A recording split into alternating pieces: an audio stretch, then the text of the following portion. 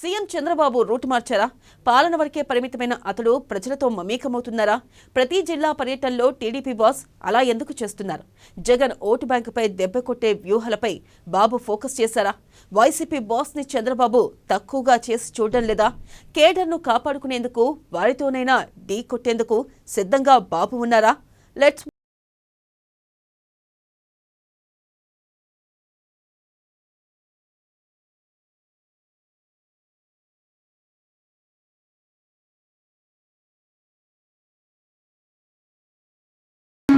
Jagan vote బ్యాంకుకు check పెట్టేలా వ్యూహాలు.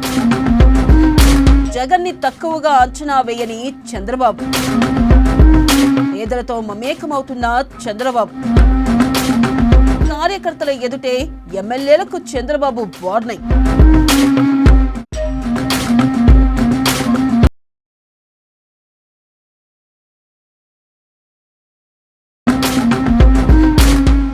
AP CM Chandrababu route మార్చారు.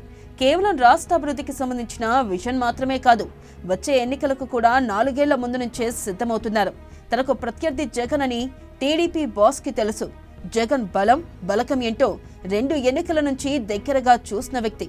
2014 నుంచి 2024 వరకు జగన్ ఓటు బ్యాంక్ ఏంటో పక్కాగా తెలిసిన వ్యక్తిగా చంద్రబాబు అడుగులు వేస్తున్నారు. జగన్ ఓటు బ్యాంకుకు చీలిక తేవడం ద్వారా వచ్చే ఎన్నికల్లోనూ టీడీపీని విజయపథాన నడిపేందుకు వ్యూహాలను రచిస్తున్నారు. అందుకే 2014 నాటి సీఎంగా చంద్రబాబు ఇప్పుడు కనిపించడం లేదు, అందరికీ అందుబాటులో ఉంటున్నారు.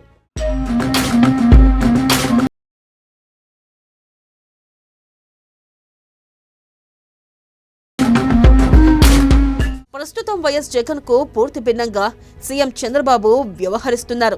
జనంలోకి నేరుగా వెళ్తున్నారు, పేదలతో మమేకమవుతున్నారు, వారి ఇళ్లలోకి వెళ్లి మరీ సమస్యలను అడిగి తెలుసుకుంటున్నారు. చంద్రబాబు గతంలో ఎప్పుడూ ఇలా చేయలేదు. తాను ముఖ్యమంత్రిగా రాష్ట్రానికి ముఖ్య కార్యనిర్వహణ అధికారిగా మాత్రమే వ్యవహరించేవారు. కానీ 2024 ఎన్నికల్లో గెలిచిన తర్వాత మాత్రం చంద్రబాబు పూర్తిగా మారిపోయారు. ఎంతగా అంటే జిల్లా పర్యటనలకు వెళితే ఖచ్చితంగా సామాన్యులతో కొంతసేపు గడుపుతున్నారు, వారి వెంట నడుస్తున్నారు. కెమెరాల కోసమేనని కొందరు విమర్శలు చేస్తున్నా గతంలో ఇటువంటి చంద్రబాబును రాష్ట్ర ప్రజలు చూడలేదన్న మాట మాత్రం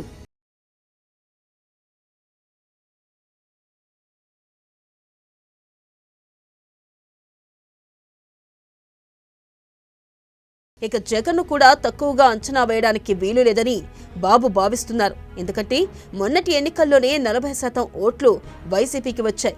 తాము ముగ్గురం కలిసిన 60% ఓట్లు వచ్చాయి. అంటే జగన్ను తక్కువగా అంచనా వేయడానికి వీలు లేదు. జగన్ పార్టీని ఒకవైపు బలహీనం చేస్తూనే మరోవైపు టీడీపీని మరింత బలోపేతం చేసే దిశగా కార్యాచరణ సిద్ధం చేస్తున్నారు. ఏడాది పాలన పూర్తయిన తర్వాత సుపరిపాలన తొలి అడుగు పేరిట జనంలోకి ఎమ్మెల్యేలను పంపుతున్నారు. ఇక తరచూ ఇలాంటి కార్యక్రమాలను రూపొందించి నిరంతరం ఎమ్మెల్యేలను యాక్టివ్గా ఉంచడం కారణంగా వారితో పాటు పార్టీకి కూడా ఉపయోగకరంగా ఉంటుందని నమ్ముతున్నారు.